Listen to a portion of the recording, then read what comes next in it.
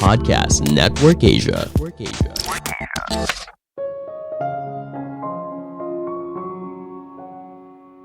Manusia tidak membuat keputusan dengan rasional. Namun disitulah kita belajar memanfaatkan kelemahan ini untuk membuat keputusan yang lebih baik. Halo semuanya, nama saya Michael. Selamat datang di podcast saya, Sikutu Buku. Kali ini saya akan bahas buku The Upside of Irrationality karya Dan Ariely. Sebelum kita mulai, buat kalian yang mau support podcast ini agar terus berkarya, caranya gampang banget. Kalian cukup klik follow. Dukungan kalian membantu banget supaya kita bisa rutin posting dan bersama-sama belajar di podcast ini. Buku ini membahas bagaimana kita bisa memanfaatkan sisi manusia yang tidak rasional. Kadang kita suka bingung dengan perilaku manusia. Misalnya kenapa bonus yang besar tidak bisa memotivasi seseorang untuk berpikir lebih kreatif. Ini melawan pandangan pada umumnya. Kalau ingin seseorang bekerja lebih keras, maka harus diberikan bonus yang lebih besar. Ternyata ada satu titik kalau hal tersebut tidak berpengaruh sama sekali, malah kinerjanya memburuk. Ini artinya kita tidak selalu 100% membuat keputusan dengan rasional. Namun dengan memahami hal ini, kita bisa membuat keputusan dengan lebih baik. Saya merangkumnya menjadi 3 hal penting dari buku ini. Pertama, hubungan manusia dan uang. Apakah memberikan lebih banyak uang akan meningkatkan produktivitas? Sebagian besar dari kita berasumsi kalau semakin tinggi insentif, semakin banyak waktu dan upaya yang akan diberikan seorang untuk suatu pekerjaan dan semakin baik kualitas yang dihasilkan. Misalnya para CEO atau direktur di perusahaan menerima bonus yang sangat besar setiap tahun. Namun peneliti punya pendapat yang berbeda. Dalam sebuah percobaan, tikus dimasukkan ke dalam labirin dan diberikan kejutan listrik. Semakin tinggi intensitas kejutan listriknya, semakin banyak hewan yang berjuang untuk menemukan jalan keluar. Namun hingga satu titik di mana tikus tersebut malah diam membeku dan seakan lupa soal tata letak labirinnya. Ada penelitian yang menarik di India. Peneliti membagi responden ke dalam 3 grup. Mereka diminta untuk menyelesaikan 6 tugas dalam waktu 1 jam. Di grup pertama, apabila mereka berhasil, maka mereka akan diberikan bonus 1 kali gaji mereka dalam sehari. Di grup kedua, peneliti menjanjikan bonus 2 minggu gaji apabila berhasil. Sedangkan di grup ketiga, responden akan diberikan bonus setara dengan 5 bulan gaji. Apakah grup ketiga akan memberikan hasil terbaik? Ternyata tidak. Ada satu tugas di mana 43% responden di grup dengan bonus kecil berhasil menyelesaikannya. Namun, hanya 4% di grup dengan bonus yang tinggi, padahal semua tugas itu sama. Kenapa hal ini terjadi? Ternyata, uang itu merupakan pedang bermata dua. Di satu sisi, ketika kita dijanjikan uang lebih banyak, kita bekerja lebih baik. Namun di sisi lain, semakin banyak uang, tingkat stres yang diberikan juga semakin tinggi, sehingga sulit untuk berkonsentrasi. Meskipun demikian, ada kalanya insentif tinggi dapat mendorong kinerja tinggi, tetapi hanya pada tugas yang bersifat mekanik atau manual. Ketika bicara tentang inovasi dan kreasi, itu adalah cerita yang berbeda. Apa alasan kita bekerja? Banyak orang mungkin bilang, ya untuk mendapatkan uang. Namun ternyata alasan manusia bekerja tidak sesederhana itu. Motivasi seseorang untuk bekerja bisa bervariasi, termasuk mencari makna, perasaan berhasil menyelesaikan sesuatu, dan sebagainya. Gak percaya? Ada sebuah eksperimen yang menarik. Peneliti membagi responden ke dalam 2 kelompok. Mereka dibayar untuk membangun konstruksi Lego secara individu dan boleh berhenti kapan saja. Ketika responden dalam kelompok pertama berhasil menyelesaikan sebuah bangunan, lalu akan diberikan Lego baru untuk membuat bangunan berikutnya. Namun di kelompok kedua, ketika responden itu selesai, Legonya langsung dibongkar di depan mereka dan diminta untuk membuat bangunan baru dari Lego tersebut. Ternyata, responden di grup kedua lebih cepat berhenti daripada grup pertama. Hal ini disebabkan melihat secara langsung kerja keras mereka dihancurkan berdampak negatif pada motivasi.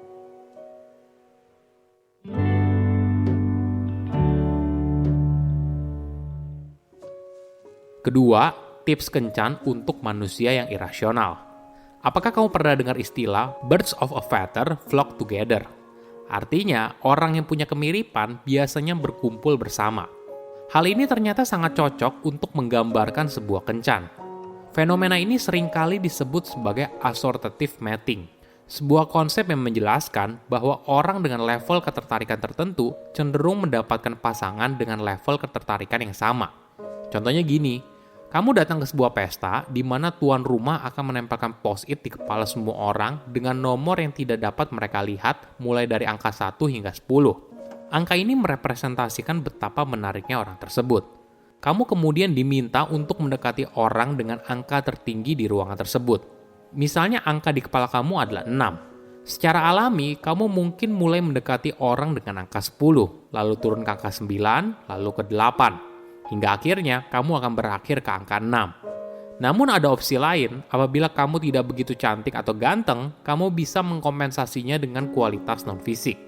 Penulis mencoba untuk mengetes hipotesa ini pada sesi speed dating. Orang yang secara fisik lebih menarik cenderung mendekati orang yang secara fisik juga menarik. Sedangkan orang yang kurang menarik justru lebih menghargai kualitas yang lain, misalnya punya selera humor yang baik, orangnya juga terlihat baik, dan sebagainya.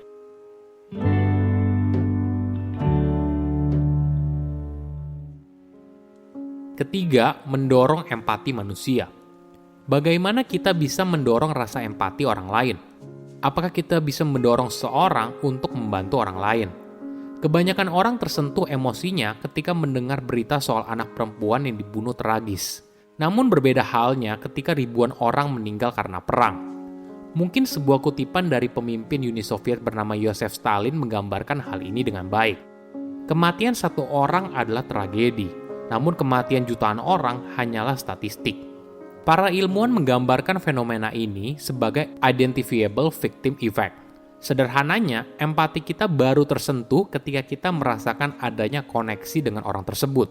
Mulai dari melihat fotonya, tahu namanya siapa, hingga informasi lain yang relevan. Namun ketika kejadian tersebut terjadi kepada banyak orang, jarak perasaan kita menjadi semakin jauh. Saya rasa itulah yang membuat beberapa media berulang kali melakukan kritik terhadap penanganan COVID-19 tahun lalu. Kalau orang yang meninggal itu tidak hanya sebatas angka statistik, tapi mereka adalah manusia biasa yang juga punya keluarga dan orang yang dicintai. Bagaimana caranya mendorong masyarakat untuk lebih empati? Pertama, tingkatkan kedekatan dengan si korban. Bukan hanya soal jarak fisik, tapi juga jarak emosional. Misalnya orang dengan kelompok sosial yang sama dengan si korban akan merasakan jarak emosional yang dekat. Kedua, kejelasan. Jika seseorang memberitahu kamu soal patah kaki yang dia alami, kamu mungkin hanya bilang, aduh kasihan ya. Tapi jika orang tersebut menjelaskannya secara rinci bagaimana kejadian tersebut hingga kakinya patah dan tulangnya hancur, kamu mungkin akan lebih simpati. Oke, apa kesimpulannya?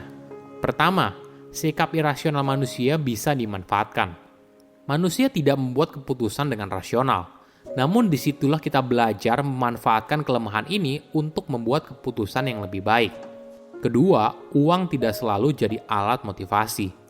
Sebagian besar dari kita berasumsi kalau semakin tinggi insentif, semakin banyak waktu dan upaya yang akan diberikan seorang untuk suatu pekerjaan dan semakin baik kualitas yang dihasilkan. Misalnya para CEO atau direktur di perusahaan menerima bonus yang sangat besar setiap tahun. Namun di sisi lain, semakin banyak uang, tingkat stres yang diberikan juga semakin tinggi, sehingga sulit untuk berkonsentrasi. Dampaknya, produktivitas jadi menurun. Ketiga, mendorong empati manusia melalui kedekatan. Kebanyakan orang tersentuh emosinya ketika mendengar berita soal anak perempuan yang dibunuh tragis. Namun berbeda halnya ketika ribuan orang meninggal karena perang. Empati kita baru tersentuh ketika kita merasakan adanya koneksi dengan orang tersebut. Mulai dari melihat fotonya, tahu namanya siapa, hingga informasi lain yang relevan. Saya undur diri, jangan lupa follow podcast Sikutu Buku. Bye-bye.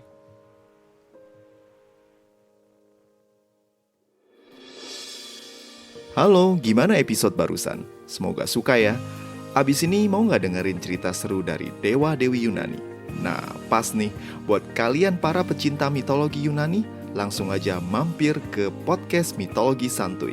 Di sini kamu bisa dengerin cerita-cerita dari mitologi Yunani yang seru, tapi dibawakan secara santai. Jadi gak bakalan bosen. Ditunggu ya di podcast Mitologi Santuy.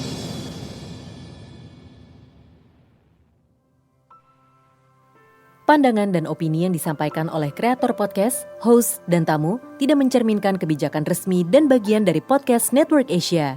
Setiap konten yang disampaikan mereka di dalam podcast adalah opini mereka sendiri dan tidak bermaksud untuk merugikan agama, grup etnik, perkumpulan, organisasi, perusahaan, perorangan, atau siapapun dan apapun.